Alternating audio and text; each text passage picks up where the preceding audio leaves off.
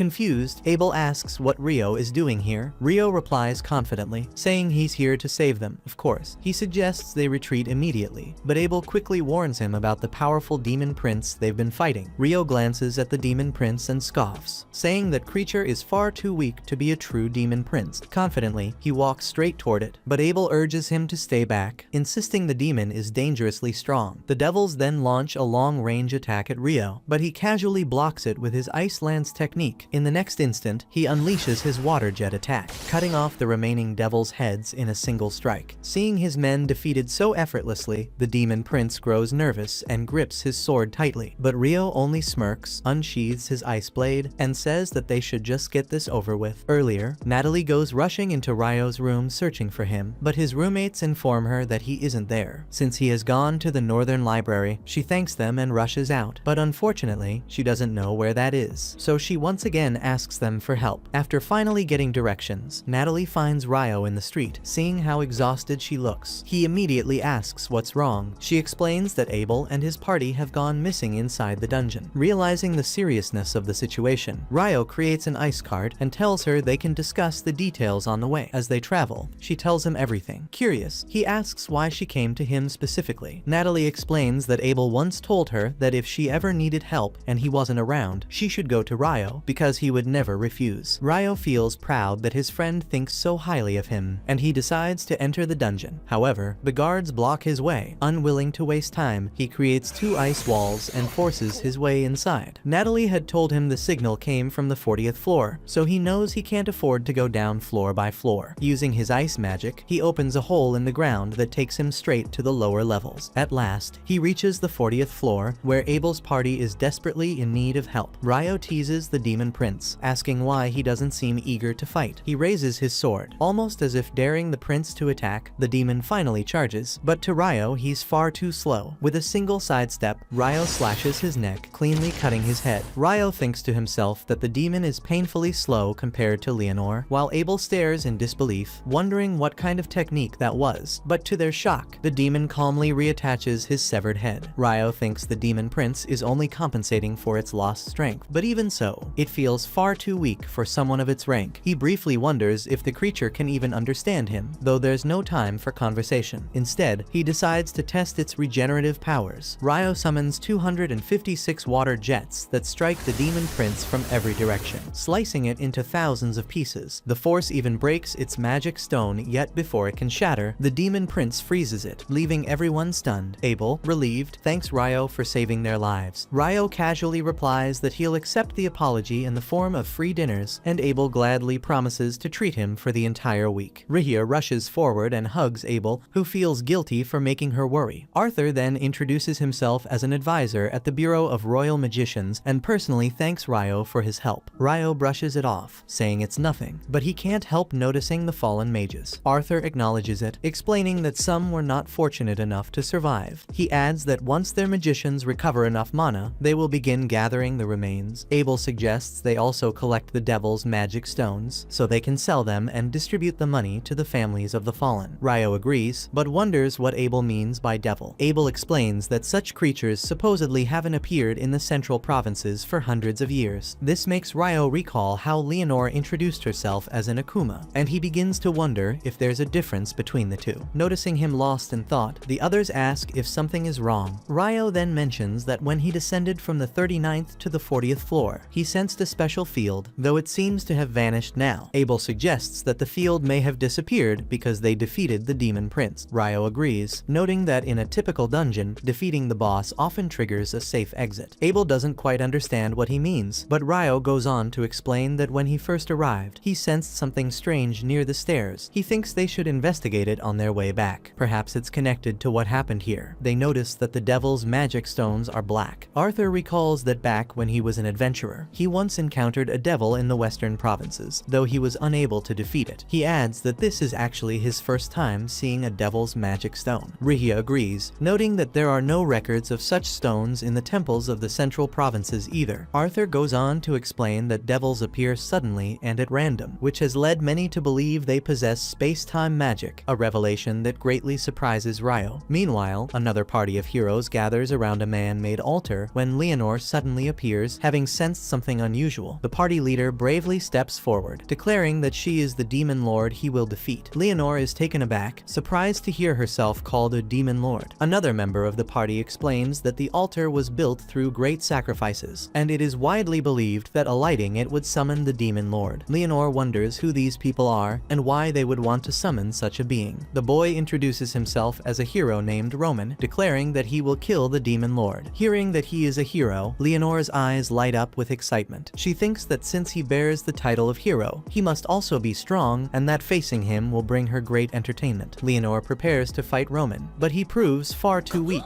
and she defeats him with ease. She then tells his companions that they are free to attack her if they wish, but warns that if they do, she will have no choice but to defend herself. In her mind, she also notes that they should be more worried about their fallen hero. Just then, she notices a black jewel, and she thinks although the fight was very boring, collecting it would justify her effort. Roman once again calls her a demon lord, which irritates Leonore. She tells them that if they all work together, they might actually be able to defeat the current demon lord. Leaving the party stunned, she adds that there are even humans as strong as she is. Leonore recalls her fight with Ryo, saying it was truly enjoyable. The group is shocked to realize she isn't a demon lord after all. Finally, she introduces herself as Leonore and tells Roman to become the strongest human he can, so that one day they can have a proper battle. However, Roman still refuses to believe that there could be a human stronger than him. Before leaving, Leonore smirks and tells him that Ryo is about 10,000 times stronger than he is. Meanwhile, Ryo and the others come across another group of adventurers from Lune. Arthur suspects that Clive's men probably hired them, hoping to secure the route to the 11th floor. Abel then realizes that it wasn't only their parties from the 10th and 11th floors who were teleported to the 40th floor. Ryo notices a black orb and realizes it must be the anomaly he picked up earlier. Arthur admits he has never seen anything like it before. He points out that it was emitting mana just moments ago, but now the energy has vanished. Fortunately, he has a barrier bag that can prevent mana from leaking in or out. Ryo asks if he intends to take it back, and Arthur confirms, explaining that it's their only piece of evidence. On their way back, Abel once again thanks Ryo for saving them. Ryo reminds him of his promise to feed him for the whole week, but adds that if Abel truly wants to show his appreciation, he'd like to know more about the curry shop he mentioned. Abel promises to treat him to some delicious curry, and Ryo warns that if he forgets his promise, he'll cut him into even smaller pieces than the demon prince, something Abel can't help but laugh at. They finally make it outside, where Hugh is relieved to see them safe. Natalie greets the group, and Abel thanks her, saying it was only because she called Ryo that they were able to return alive. Hugh is glad to see Abel but wishes he would stick to safer jobs on the surface. However, he is clearly displeased that Ryo ignored the guard's warnings. Ryo offers an apology, but Arthur steps in, pointing out that they only survived thanks to Ryo. Hugh is shocked to hear this, and Arthur adds that they can discuss the matter further later in the tent. Before leaving with him, Hugh tells Ryo that they aren't finished discussing the subject. However, he thinks he deserves appreciation for the help, which relieves Ryo. Arthur tells Hugh that they encountered 50 devils and even a demon prince, which leaves Hugh stunned. He is amazed that they managed to return alive, though Hugh admits he shouldn't be too surprised after all. It was Abel's party. Arthur explains that although Abel fought impressively, the demon prince nearly killed him, shocking Hugh. He then asks if it was Ryo who defeated the demon, and Arthur confirms it. Curious, Arthur asks Hugh who is that young boy, but Hugh admits he doesn't know either. All he knows is that Ryo once helped Abel return safely from his journey to the Malefic Mountains. Arthur remarks that it's wonderful Abel has such a powerful ally, someone capable of killing a demon prince in a flash. Hugh, however, doesn't quite grasp what he means by in a flash, so Arthur clarifies that both the demon prince and the devils were killed out within seconds. Arthur believes that nothing is more important than ensuring their country stays on the good side of this unprecedented magician. If the aristocrats were to provoke him, it could cause serious problems. Because of this, Arthur decides not to leave any official record of Ryo's actions. Hugh agrees and chooses to leave Ryo's name out of his own reports as well, reasoning that their town cannot afford to make an enemy of someone so powerful. The next morning, Ryo goes for a run with his friends, but they struggle to keep up with his pace. He encourages them, saying that the important thing is to keep moving forward, even if they have to slow down. Later, while walking through town, Ryo feels a bit restless, thinking it might be because yesterday's battle ended so abruptly. Suddenly, he catches a scent in the air coming from a nearby restaurant and quickly rushes toward it. When Ryo opens the door, he finds Sarah already there, also drawn by the delicious curry. She tells him it's the best in town and even invites him to sit beside her. The bartender asks what level of spice they'd like, and both order medium hot. Ryo then notices that Syrah has already finished a plate of curry. She quickly explains that elves have a high metabolism and insists she isn't trying to compete with him. Ryo simply replies that he never said anything like that. Syrah asks Ryo where he lives, and he tells her he stays at the guild dorms. She teases him, asking if that's where all the rookies live, but then guesses that since he's visited the North Side Library, he must be at least D rank. Ryo confirms that he was promoted to D rank upon registration, which impresses her, as she already considers him quite strong. However, Ryo says it's the first time anyone has ever told him that. Syrah thinks for a moment, then suggests that maybe others simply don't know what to look for. After finishing their meal, Ryo asks Syrah why he hasn't seen her at the guild, even though she's an adventurer. She explains that until recently she was based in the royal capital, and because she has a long-term contract, she doesn't visit the guild often. Syrah reveals that she's a swordsmanship instructor for Margrave Lune's Order of Knights, which makes Ryo wonder if she also teaches swordsmanship. She playfully tells him that she's much stronger than she looks, leaning in a bit too close and leaving him flustered. Curious, she asks if he has any plans, since she would like to have a mock battle with him. Ryo, though a bit nervous, agrees to join her. Before their match begins, Syrah remarks that ever since he walked into the restaurant, she could sense his frustration, like he was hungry for a real battle. Surprised, Ryo asks how she knew he could use a sword. Syrah smiles and explains that she is also a wielder of both magic and blade. With that, the two formally begin their practice match. Syrah charges at him, but Ryo manages to dodge her strikes, which leaves her impressed.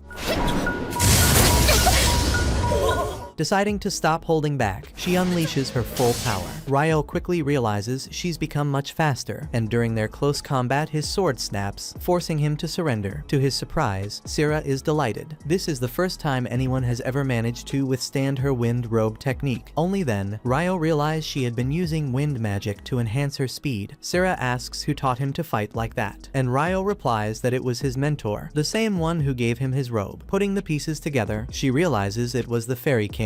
Amazed, she remarks that he's truly fortunate, since the Fairy King is practically a legend. Just then, Relita arrives to remind Syrah of her appointment with Master Alfonso. Before leaving, Syrah tells Relita that Ryo is important to her and asks her to escort him home, leaving Relita visibly surprised. As they walk outside, Relita is still surprised that this guy is so important to Syrah. Just then, Ryo encounters Hugh in his carriage, who invites Ryo in his carriage. On their way, Hugh says Arthur has already informed him about his heroic battle, but he can't just ignore his disobedience, so he has a job for him as punishment. Hugh tells Ryo that since he registered, he only has taken dungeon-related jobs, so as Ryo's punishment, he would be accompanying a group of merchants on a round trip to Whitnash. The next day, Nils and his comrades meet up with Ryo to ask for help with a quest. Ryo quickly notices how serious it must be, since Nils is speaking much more formally than usual. Nils explains that his hometown, the village of Abali, has issued a hunting request. Normally, he would have taken it on himself, but the request is rated for D ranking adventurers and above. Ito explains that he and Nils were only recently promoted to E rank after helping defeat the Great Tidal Boar, but even so, they still don't qualify. Nils then asks Ryo if he would temporarily join their party so they can take the quest together. Ammon points out that the targets are skeletons and goblins, which is unusual since those creatures don't normally appear in the same area. Hearing this, Ryo smirks, thrilled at the chance to finally fulfill his long-time dream of fighting skeletons. He immediately tells them he's in. Later that day, they all go to Hugh and inform him that they plan to accept the quest. Now, with Ryo's assistance, Hugh begins by explaining that the request originally came from Kylatti. Nils replies that he already knew, and adds that the request had been forwarded to Lune after nobody in Kylatti could complete it. Hugh nods, but adds that Kylatti had already dispatched adventurers twice before. The first was an E rank party, the second a D rank party. Ryo and the others find it hard to believe that even a D rank group failed at something that sounds as simple as hunting skeletons and goblins. Hugh explains that according to the D rank party's report, their problem was the lack of cooperation from the village. Things got so bad that the entire village turned against them. Ammon suggests maybe that village has always been hostile to outsiders, but Nils disagrees, saying that while they're not the friendliest people, they would never go as far as open hostility. Putting that aside, Hugh smiles and admits he feels relieved to have Nils and his comrades taking on the request. quest. Still, he warns them to be careful, since the E-rank party came back badly wounded. They had reported facing over 30 skeletons. Even so, Hugh believes that with Ito as their priest, the team should be able to handle it as long as they avoid carelessness. He reminds them that they still have a couple days to prepare for the journey, so he tells them to do their best and, most importantly, return home in one piece. The next day, the group begins their journey to Abali. Surprisingly, the trip doesn't take long. They realize they're traveling faster than the adventurers who attempted the quest before them. Ammon guesses this is proof that their daily stamina training has paid off. Maybe all that brutal running really was worth it after all. On arriving, some of the locals greet Nils warmly, saying it has been a while. Rio notices this and feels a bit relieved that the villagers are on good terms with Nils. At least that means he wasn't kicked out for being some kind of public enemy. Rio had assumed Nils was an exile, since just by looking at him, he always seemed like the type to cause trouble. To Rio, it only felt natural to think Nils had been banished and forced to become an adventurer. Nils gets a little nervous after hearing that assumption, so he quickly changes the subject by suggesting they go meet the mayor and ask about the situation. Nils opens the door of a cabin and finds Bulan, the village mayor, standing inside. Bulan can't believe his eyes that Nils has finally returned home. After giving each other a hug, Bulan remarks that Nils looks far more mature now. Nils laughs, insisting that can't be true since he has only been gone for about a year. But Bulan insists there is something different about him. He no longer has the same reckless, troublemaker attitude he was known for before. The others overhear this and can't help but snicker among themselves. Bulan then notices the group standing behind Nils and asks who they are. Nils introduces each one as members of his party, and after exchanging greetings with Bulan, they all sit down at a table. Once seated, they explain to Bulan that they have come to take on the infamous hunting request. Bulan admits he feels Nils's group might stand a better chance than the previous adventurers, especially since Nils already understands how things work in their village. With that aside, Nils brings up the issue of the second adventurer party. He says their report claimed the village refused to cooperate with them, so he asks Bulan what really happened. Bulan takes a slow sip of water before answering. He explains that everything began when skeletons started appearing in the forest. At first, they were spotted only occasionally in the eastern woods, but over time their presence became constant. Later, goblins began showing up as well, but this time in the southern region of the forest. That was why the request was made to have them hunted down. However, Bulan continues, the first adventurer party caused a huge problem. They chose to fight in a place where they shouldn't have, spilling blood deep within the southern forest. Because of that, when the second adventurer party arrived, the villagers reacted with anger and drove them away. Bulan admits that asking outsiders to be mindful of where they fought was asking a lot, especially since they had been in a life or death struggle. But Bulan explains that the people of the village have been told for generations to avoid that particular place. Hearing this, Nils finally understands why the villagers treated the last adventurer party so coldly. He then turns to his comrades and apologizes, admitting that they probably aren't following everything that has been going on. Nils explains that it's tied to a local custom, but it also involves the village secrets, since he can't share the full details without the council elders' permission. He politely asks them to be patient. Later that night, while Nils is away trying to get approval from the council elder, Rio and the others chat with Nils's younger siblings. They tell the group that ever since childhood, Nils never cared much about farming. All he ever wanted was to leave the farm behind and become an adventurer the moment he was old enough. But after their parents passed away, he stayed in the village until last year to raise his siblings until they were strong enough to survive on their own. Hearing this, Nils's comrades admit it sounds just like him even if he doesn't act like it. He is actually very caring. Nils's younger brother adds that he doubts anyone in the village would oppose them handling the hunt. The last adventurer party ignored traditions and recklessly rushed into the woods, but since Nils knows the customs well, there shouldn't be any problems this time. A few moments later, Nils returns from the council and announces that they've been granted permission to carry out the hunt. He suggests that tomorrow they focus on the goblins first, and after that, deal with the skeletons. He also says he received permission to share important information with them, though he stresses they must keep it confidential and never tell anyone else. Nils begins by explaining that there are two special things about this village. The first is the guardian beast that lives in the forest. Rio is shocked, since this is the first time he has heard of such a thing. Ito chimes in, saying he has heard of certain villages having guardian beasts, though he didn't realize this was one of them. At the mention of this, Rio grows excited, imagining the guardian being corrupted by an evil god and attacking them on the way. Seeing Rio lost in his own fantasies, Nils pulls him back to reality. Rio admits he might have gotten carried away, then asks about the second important thing. Nils explains that it concerns the village shrine, but but the elder insisted on explaining that herself. Since it was already late, they would have to wait until the next day to hear about it. The next morning, Bulan takes the group to the area where most goblin sightings had been reported. Normally, children play here, but for now they have been warned to stay away though. Of course, some still break the rules. Hearing this, Rio teases Nils, saying he must have been that type of kid, which clearly strikes a nerve with him. At that moment, the others notice several goblin footprints. In the same instant, Rio looks into the distance and senses that more than 10 goblins are already on their way and will arrive within 5 minutes. Hearing this, Nils suggests they take down all but one goblin, then follow the survivor back to its den to wipe them out all at once. They venture deeper into the forest, where Rio uses his ice bind technique to freeze several goblins, letting the others finish them off with their swords. As planned, they spare one goblin and allow it to escape back to its den. It leads them to the mouth of a cave, where they see a large gathering of goblins. On arrival, Rio casts ice bind once again, and the others cut down the frozen creatures with ease. Just when they think the fight is over, a massive goblin general steps out from the shadows with a crushing aura. Ammon and Nils immediately recognize it as the same type of monster they fought during the Great Tidal Boar. Convinced they stand no chance, they brace themselves for defeat. But at that moment, Rio summons ice chains that wrap around the goblin general, dragging it into the ground and restraining it completely. All that remains is for Nils to deliver the finishing blow. On the way back, Rio tells Nils he's relieved they managed to win without casualties, and the best part is that they secured the goblin general's magic stone. Nils nods in agreement. When they return to the village, the elder, Mistress Nasu, praises them for defeating the goblins. She tells them she knows they must be tired, but their next task is to head into the forest and face the guardian beast. However, she warns them there is a chance the beast may be corrupted, in which case they will have no choice but to fight it. Rio realizes this means he might actually get the chance to battle a guardian beast, and he once again drifts into his fantasies. Just as Nasu leaves, Ito notices a strange item attached to her staff and quietly wonders what it could be. As they venture deeper into the forest, Ito's curiosity gets the better of him, so he asks if the charm on Nasu's staff is a crest of the Earth Mother Goddess. Nasu confirms that it is and even praises Ito, saying he must be a well-learned priest to recognize it. Rio, however, has no idea who or what the Earth Mother Goddess is. Ito explains that long ago, the Goddess of Light and the Earth Mother Goddess were part of the pantheon of 7. But as time passed, people assumed all priests only worshipped the Goddess of Light, which caused the 6 other deities to fade into obscurity. Hearing this, Rio asks Nasu if that means she can't use elemental light healing magic. She replies that she can indeed use healing magic, but it's different from what the temple priests use. In fact, since she serves the Earth Mother Goddess, she doesn't even need incantations to cast spells like most priests do. Before long, they arrive at the guardian beast's den. Nasu calls out, announcing that she has brought people to take on the hunting request. Rio can't hide the excitement on his face. He secretly hopes the guardian beast is corrupted so he can fight it. But when the guardian emerges, it turns out to be a massive blue wolf that greets Nasu like an old acquaintance. Rio is instantly disappointed, realizing there won't be a battle after all. The guardian beast barely acknowledges the others, but when it looks at Rio, it takes an interest and introduces itself as Nkusi, asking for Rio's name. Nasu and Bulan are stunned, because never in history has a guardian beast casually revealed its own name. Nkusi explains that he never shared it before since humans always struggled to pronounce it, but meeting a water magician makes him feel it would be rude not to. The guardian beast goes on to explain that he has some relation to the fairy folk, and simply being near Rio makes him feel at ease. Rio recalls that Sira once mentioned the fairy king liked him, and he starts wondering if he has some hidden trait that appeals to fairies. He thanks Nkusi for the kind words, but Nkusi insists he's the one who should be grateful. Meeting Rio makes him feel as though he'll live 1,000 years longer, though in truth, he only has a few decades left. With that aside, Guardian Beast gets serious and explains the details of the hunt. He says there are about 30 skeletons inside the shrine. However, he warns them that one particularly powerful skeleton is also sealed there. Since the shrine alone isn't strong enough to hold it, he has been containing it himself. Once they clear out the others, he will release that one for them to fight. Then a couple minutes later, Ito uses his priest magic to defeat the last of the lesser skeletons. The group then stands before the shrine, ready to face the stronger foe. They open it and are shocked to see an arch skeleton emerge. Rio quickly creates ice hammers for each of them, explaining that he will restrain the monster while they use the hammers to wear it down. He signals to Nkusi, who releases the arch skeleton. It charges forward with incredible speed, but Rio instantly creates a super slippery ice floor, causing it to slip and fall. This gives Nils the opening to land a crushing blow to to the back of its neck, finishing the arch skeleton. After their victory, they enter the shrine, where Nasu notices that part of the shrine's jewel is missing. She isn't too surprised, since the former village priest once told her the story. The jewel had once shone brightly, but one day it turned dark and cloudy. The guardian beast had also mentioned to her that his cave was receiving a strong flow of energy from somewhere else, and she suspected the shrine was the source. She also considers the repeated goblin attacks they've faced. Hearing this, Rio widens his eyes in shock, wondering if this was connected to how Nils's parents died. Nasu continues, explaining that despite all the goblin raids, the village never located their true hideout. Yet Nils's party managed to find it right away. She suspects that the goblin cave itself might have been drawing power from the shrine, which allowed it to spawn goblins endlessly. To solve the issue, Nasu declares that she will use sorcery to collapse the cave entirely, preventing any more goblins from spawning. The next day, Rio and his party prepare to leave and bid farewell to everyone in the village. On the road, Nils tells Rio and Eamon that once he and Ito move out, they will need to either buy or rent a house. He asks if they would like to live together. Eamon is eager and agrees immediately, but Rio says he needs time to think about it since there are still things he must consider. Meanwhile, at the guild, Hugh asks Abel to cover for him at the Whitnash Open Port Festival. Normally, he would have asked Phelps, but Phelps is already busy with other duties. Abel sighs but agrees to help just this once. In the following scene, two magician soldiers are locked in a fierce sparring match, which is suddenly interrupted when one of the lieutenants fires a fireball into the air, forcing them to stop. The lieutenant grows angry and shoots a fire arrow that nearly hits one of the soldiers. He yells at them, warning they must never lower their guard, even when a fight appears to be over. Then he announces that the commander has come to deliver important news. The commander steps forward, commending the soldiers for their performance. However, she declares she brings orders directly from the Imperial Majesty. She and the lieutenant will depart for Whitnash the next day, and will be gone for about 2 months. Before leaving, she tells them she expects greater improvement when she returns. As they walk away, the commander remarks that the lieutenant must be in a good mood. After all, the last time a soldier let his guard down, he shot him straight through the leg. She believes the sight of his flame arrows is more than enough to keep them disciplined, since after all, he is the infamous Inferno magician. Meanwhile, Rio and the others are seen traveling through the valley. At a certain point, they stop to rest, where Nils suggests the name of their party is Room 10. Rio questions it because it doesn't really sound all that right to him, but Nils insists, saying that's the name that represents them the best. They have been given their very first mission, and although they have never done escort work before, they are sure that with Rio around, they will be able to handle anything. Eamon is just glad that they covered all this stuff in the beginner adventure course. Rio considers the fact that they still have about 9 days until when they're supposed to depart. He finds that to be quite the long time. Nils explains it was arranged that way so it would coincide with the Whitnash Open Port Festival, which takes place every 5 years. Rio gets excited at the hearing of a festival because he knows that means there is going to be a lot of food. That said, they continue their journey until they arrive at the next town later that evening for the festival. The noble they are escorting makes accommodations for them to pass the next 10 days, and then after that, they will continue their journey to Lune. The noble expresses how grateful he is for having them accompany him, saying he feels so safe in their care. That aside, they all race over to the food stalls, considering how hungry they are and how they haven't eaten all day. On reaching there, Rio begins stuffing his face, thinking to himself that this is the best fish and chips he's ever had. The others agree, believing it is the best meal they've had in a while. Meanwhile, the lieutenant is traveling by carriage, but it seems to be stuck in traffic. One of his men comes to give him a report, saying that a carriage from the monarchy of Kufaris ahead of them is having some issues with their papers, and they are stuck in line because of that. The lieutenant isn't upset. He knows there's nothing they can do about it, so he simply keeps his arms folded, waiting. The soldier enters the carriage, asking the lieutenant how he views this excursion he's on. The lieutenant replies that it's hard to say, but he is not about to speculate on the Imperial Majesty's intent. However, the lieutenant doubts that His Majesty just wants them to check out the sea, since the Empire is landlocked. Then, after a few moments, the lieutenant opens up, saying there is a chance that His Majesty intends to take care of some bloody business while Princess Fiona is gone. The soldier shudders in shock at hearing that. The lieutenant tells him he shouldn't be so surprised because it is very obvious with the way His Majesty dotes on her. The soldier admits that Princess Fiona does indeed have magic talent and a lot of dedication, and on top of that, she became a commander in the court's magic division when she was only 17. Not to mention that she is a very beautiful lady. The lieutenant explains that His Majesty loves the princess both as his youngest daughter and as his most valuable asset, but that fondness might make him overlook some of the more more grotesque sights of his rule. Curious, the soldier asks what that could be, and the lieutenant replies that it may be a purge of nobles who oppose the imperial family. However, this is just an assumption by the lieutenant, so there is no way he can know for sure. All in all, guarding the commander is part of his duties, which is why he is here to carry it out. Later that night, an event for royals and nobles is being held in a large banquet hall, but all eyes are on one man, Prince Conrad, Fiona's elder brother. Conrad walks up to Fiona and apologizes for dragging her into coming to this event, even though she's not accustomed to all these fancy kinds of meetings. Fiona doesn't mind and tells him not to worry about it. That aside, Conrad says he'll leave her to handle things on her end. He pats her on the shoulder and walks away to have a conversation with one of his associates. Later that evening, Fiona collapses onto her bed, relieved that Conrad said she didn't have to be there. She is truly not cut out for that fancy stuff. Marie, one of the servants, loosens her gown as Fiona admits she is a lot more comfortable in the commander's office or in the training yard. She doesn't know how her brother manages to pull it off, constantly dealing with an endless stream of guests while also looking out for her, even though he's just 3 years older. Marie responds by reminding Fiona that she has great talent with both sword and magic. Hearing that, Fiona smiles as she looks to the ceiling, realizing that her charms lie in her gifts for sword and spell. The day of the festival quickly arrives, and as Rio and the others stand in the crowd, Rio spots Abel sitting in the seats reserved for special guests with Princess Fiona. Nils admits to himself that Fiona is really beautiful, but Ito urges him not to get his hopes up because Fiona is way out of his league. Just then, Rihia and Lin run into Rio and the guys. Seeing them, Rio realizes that since Rihia and Lin are here, then the guy sitting with Princess Fiona definitely has to be Abel. Rihia explains that he's sitting there because Hugh asked him to stand in for him during the festival at the last second. That aside, Lin notices that there is a wind elemental shield protecting all the VIP seats and it is incredibly thick. Ito is shocked to realize that it is not just a regular wind barrier. Lin adds that she heard about a treasure passed down through the Lord of Whitnash's family that could project such a wind barrier. Ito admits that it definitely sounds convenient, but Lin explains further that it is usually not very efficient, which is why they do not often use it. Rihia speaks up, noting that any terrorism where the imperial family is present could lead to war, so the excessive fuel costs may be justified. Ammon and Rio admit that it is a very scary thought, and they hope nothing like that happens in the near future. That aside, Lin figures that since Fiona is here, her lieutenant must be here as well. Rio does not know who the lieutenant is, so Lin explains that he is the pride of the Empire, widely known as the Inferno Magician. He earned that name because of a rumor that he incinerated 1,000 royal troops in a single attack. He has had several other amazing feats that secured that reputation. Rihia advises the group not to have any dealings with him because it could be very dangerous, and Rio quickly agrees. With that, they all decide to continue on and enjoy the rest of the festival. However, as Rio walks away, he accidentally bumps into the lieutenant. They both apologize to each other, and Rio leaves without realizing who he just encountered. After that, the lieutenant strolls through the festival with one of his soldiers. The soldier reminds him that he was the one who suggested they split up to look for some good food at the stalls, yet he did not end up buying a single thing. The lieutenant replies simply that he does not like crowds. The soldier tells him that is not a good excuse, because if he shows up empty-handed, Fiona is going to get upset and keep whining about it. The soldier notes that they already managed to get some items, so he suggests splitting up again to gather the rest of the food Fiona wanted. The lieutenant sighs in defeat. He really hates this part of his job, but there is nothing he can do about it. Later, Abel meets up with Prince Conrad and speaks about Princess Fiona, whom he saw sitting in the guest seats during the festival. Curious, Conrad asks Abel whether something about her caught his attention, since she is there. He wishes to confirm with Abel if the lieutenant, Baron Oscar Luska, is also present. However, Conrad explains that such matters fall under military affairs, and he cannot discuss them with him. He then changes the subject, saying he has someone else to talk to, before walking away. After this encounter, Abel feels a little anxious, admitting to himself that he is terrible at confrontations like that. Meanwhile, Fiona collapses onto her bed, exhausted once again. Marie advises her to act in a more proper way, but Fiona admits that it is just really hard for her to play the role of a princess in front of everyone. But on hearing that, Marie reminds Fiona that she really is a princess. Just then, Oscar walks in, saying how exhausted he is from the entire festival and that he really does not like crowds. One of the soldiers points out that he kept running into that one boy for some reason, but Oscar replies that they kept avoiding each other because he was so quick to react. Fiona is surprised to hear that he was that quick, but Oscar warns her not to be fooled. saying that the boy might dress like a magician, but he definitely knows how to move. For now, they simply decide to eat and enjoy their meal. Meanwhile, at the festival, an archery competition is taking place with all the locals gathered around. Ammon kicks things off, but fails miserably. Next up is Ito, but he also misses the shot. Rio asks Nils whether he signed up for the competition as well, but Nils confidently explains that he did not because he has never touched a bow and arrow in his entire life. During this time, Abel laughs when he sees Ito's failed attempts to hit the target. Rio scolds him, saying it is not nice to laugh like that, but Abel clarifies that he was not directly laughing at Ito. It is just that seeing Ito's archery form reminded him of how he used to be when he was younger. When it is Abel's turn to shoot, Rio pushes him out there, asking him to show everyone what real archery looks like. Abel resists, reminding Rio that he is actually a swordsman, but Rio insists that it does not matter. As Abel steps up to make the shot, he grows a little nervous, but he calms himself down, draws his bow, and lands a bullseye.